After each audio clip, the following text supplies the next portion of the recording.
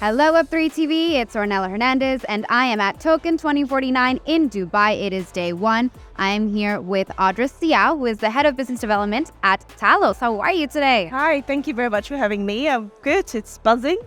It's first day after a series of quite unfortunate accidents for lots of people, so we're all very happy to be here. Do you have a horror story from the Dubai rains this week? We do, but I don't think it will last in this short interview slot, so we'll save it for another day. Okay, is this your first time at Token 2049? Not at 2049 for as a whole, because I've been to the one in Singapore last September. But for Dubai, yes, it is. Yeah. And how does it compare from what you've seen so far to the Singapore edition? Well, I think a lot of the firms represented here are fairly similar. It's always very encouraging to see new entrants as well, always.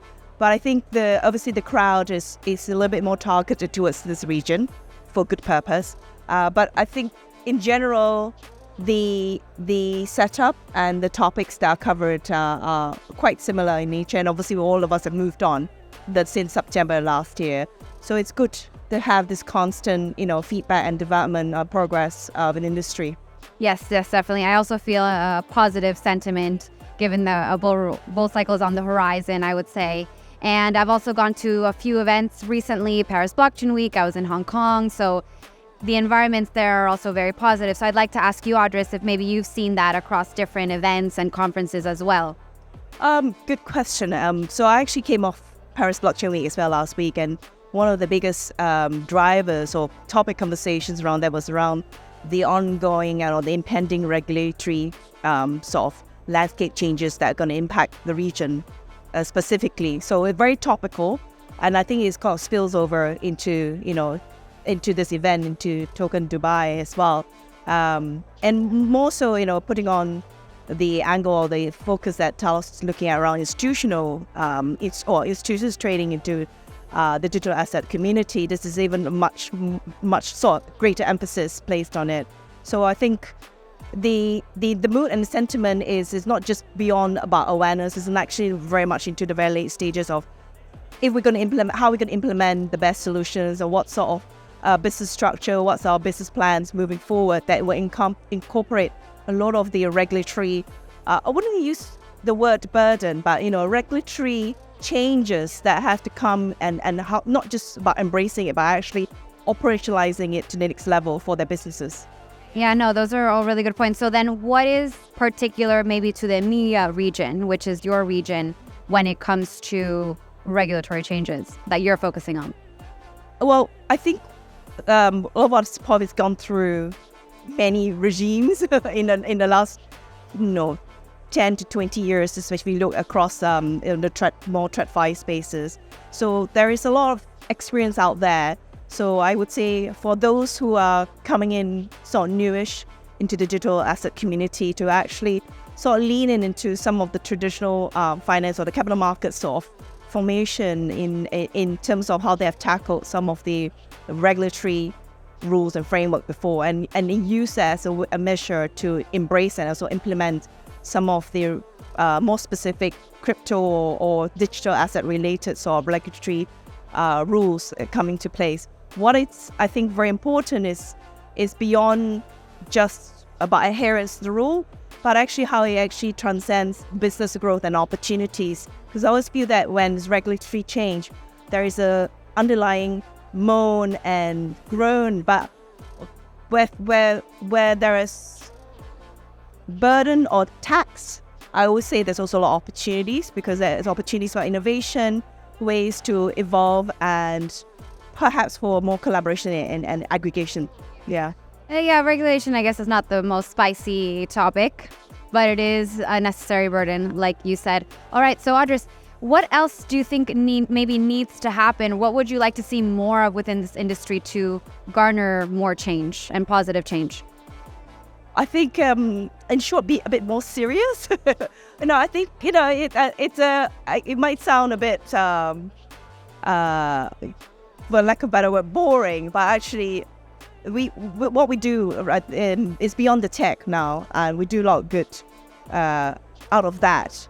But the more serious bit is more about actually finding a way to explain the business proposition, the value proposition around the good tech and then the good ideas, the good projects that a lot of people have built out. I think we're getting there. I think there is a lot, the nice things that there's a lot of nascent collaboration that's ongoing. But then how do we bridge that with the more traditional side of the finance industry? That's still a big learning curve for many. It's, evidence here. It's very encouraging to see a lot of new entrants, whether it's a startup or, and a scale up or, sort of a formation of a collection of ideas. But then it's what's next? It's always about the what's next, and how do you actually transcend that business story beyond the tech that's underpinning it. So I'd like to see more of that. And what's next for Talos? Well, next for Talos, a lot's happening. Selfishly, I'm talking about the MENA or the EMEA region. We are very much still in deep conversations with lots of our prospects and clients to help them get ready for the next 18 months. With 2025 coming on board with MiCA as the big regulatory. I'm sorry to bring that back again to the story, but that's very thematic. It's very topical. A lot of it's about showing about how the solutions that they need to have in place demonstrate, the themes around transparency, around risk management. So a lot of our services and tools and refinement of our workflows will help to, work alongside with our clients to demonstrate those sort of workflows that are very important in their business and their future of growth. Yeah. All right. You guys are helping institutional adoption to accelerate. Now, one last question, Audris, since we are at Token 2049, I wanted to ask a question. If you could tokenize a memory, an experience, something in your life, whether career or personal life, as an NFT, something that you could tokenize on chain, what would that be that you can share with us on camera? Well, memory is a nice one. I'll come back to that in a second. I actually did a little small project prior to joining the industry as a whole. I did tokenize what I call mummy free time. So I feel there's a huge burden as an untaxed bob. It's a very unseen burden carried by a lot of working parents, but particularly working mums at home. So the ability to actually, in some way, store up the running minutes of the time that mums to work at home, and in exchange for, the me time. That was a concept I actually sort of, put pen to paper and had a little fun project doing that as well. So it's obviously under my namesake Odds Coin. So that's the thing. So people can use that in exchange with their partners. Say, look, I'm going to redeem my coin. I love that. But to your question, Rob, immortalizing in some ways, or locking some value on a memory, I think definitely for me would be when I got my PhD. Yeah, well, working full time. So I guess, it's all about one of those things about, didn't think it would happen. I think at the same strain, right, look at how this industry is evolving. And so where we were a couple of years ago, look at how we're evolving, and look at how we got a mainstream product combined with something that is of the new world, right? ETF and Bitcoin. So look at what's happening now.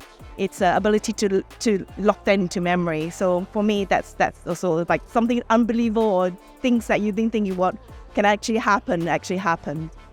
We've come a long way, and we still got a long ways to go. And as for your PhD, you can, I think, put your diploma or make your diploma into like a soulbound token unique to you. So maybe look into that. Yeah. All right. Well, thank you so much for your time today, Audris, and enjoy the rest of the conference today. Thank you.